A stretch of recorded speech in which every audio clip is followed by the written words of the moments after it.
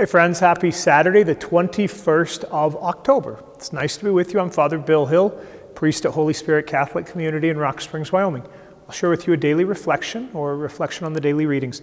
The daily readings are linked down below. Click the link, read the readings prayerfully, and then turn off the screen, spend some time with God before you move on to other things. For those folks that work regular work weeks, I hope that today and tomorrow are days of rest and recreation in the goodness of God. We're asking for prayers for Father David, our associate pastor, who has been receiving cancer treatment in Cheyenne. Pray for Father David. Additionally, pray for Father Ariel, our new associate pastor from Colombia. Pray that he might be welcomed here and received here well. We do have a potluck scheduled for him tomorrow afternoon at 1 p.m. over at SCM Parish Center, 624 Bridger. We would love to break bread with you. Welcome Father Ariel. And continue to pray for Father David. Okay, we are working on St. Paul's letter to the Romans and Luke's gospel, right? Paul, okay, what we want to remember about everything behind Paul is that there's this idea that you have to observe the 613 commandments of the law of Moses in order to inherit the promises of the covenant, right? This is the argument about circumcision that we see in other letters of Paul. Paul is saying, no, you don't have to observe those.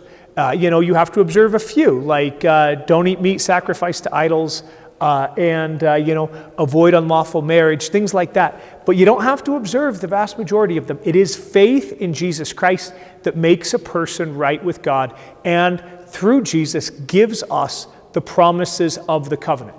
That's the heart of the argument that Paul is laying out here to the Romans, right? So he continues to hold up over and over and over Abraham.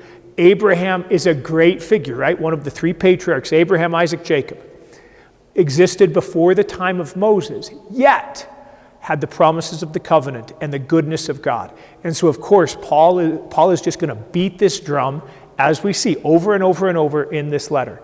It is credited to Abraham and Sarah through faith, not through their works of the law, but through their belief in God. And especially towards the end, we see that it is the promise of God that they would be parents to many nations, father of many nations.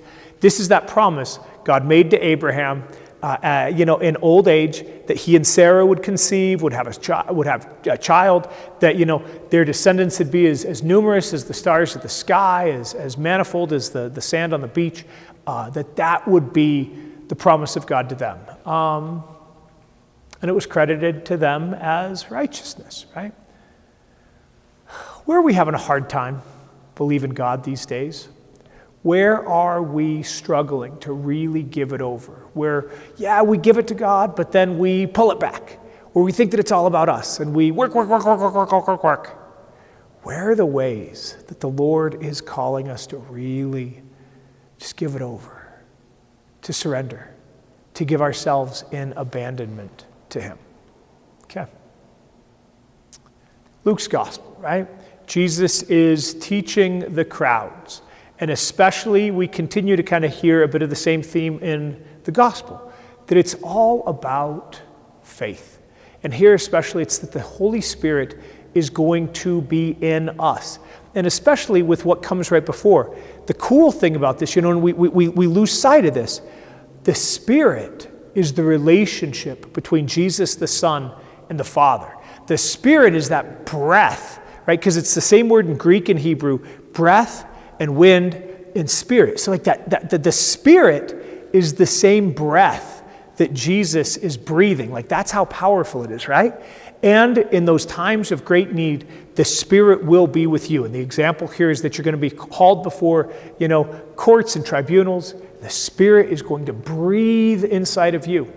That's why right before, because again, the Spirit is the same thing that is the same one, not thing, same one that is allowing Jesus' words to have power, that Jesus lays hands on people and they're healed or demons are cast out. It is in the power of the Holy Spirit that Jesus is able to do these works, right? That's why if someone blasphemes against the Holy Spirit and says, it's Satan that's working in this Jesus dude, like Jesus is laying down the hammer, right? And again, we may want to ask, is this literal or is this hyperbolic, right? Can't be forgiven. right? That's how serious it is. Don't mess around with saying that the Spirit isn't in me, Jesus. That's kind of what's going on there. Blaspheming against the power of the Holy Spirit in him, the Son of Man. So, yeah, what do we need to do with that? Pray for the Spirit. Pray for the Spirit in us. Pray for the Spirit of God across all creation. Pray that the Spirit might especially sustain us and uphold us in the difficult things that we might be called into in these coming days. All right, pray for Father David. Come join us for Father Ariel's potluck tomorrow, 1 o'clock. Read those readings prayerfully and then turn off the screen. Happy Saturday, y'all. God bless.